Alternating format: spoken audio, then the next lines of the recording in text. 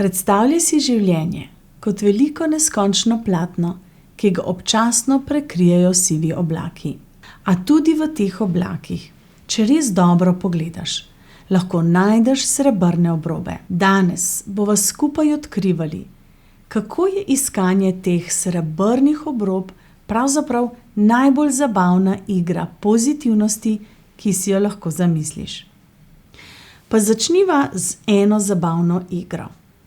Vsakič, ko se znajdeš v situaciji, ki se ti zdi brezizhodna, si predstavljaj, da si detektiv v lovu na skrite zaklade.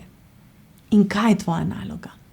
Najti srebrne obrobe. Recimo, da se najdeš spet v prometni gneči. Reci si, čudovito, več časa za poslušanje tistega podcasta, ki si ga vedno želela odposlušati do konca.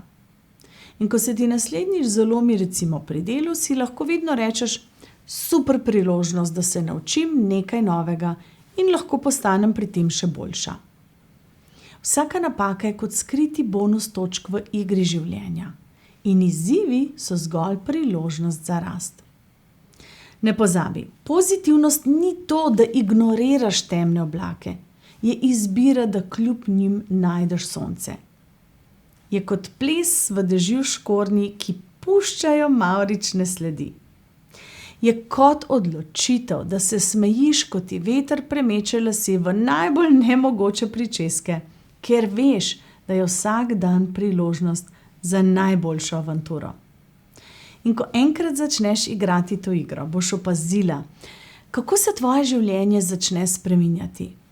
Sivi oblaki v bistvu postanejo manj strašni, ker veš, da vsak prinaša s seboj skriti zaklad.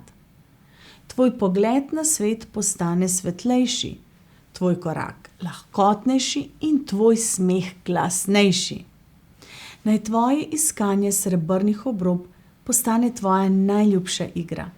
Igra, v kateri si vedno zmagovalka, ker veš, da ko najdeš svetlobo v temi, si izbrala pozitivnost. In to, draga moja, je prava čarovnija.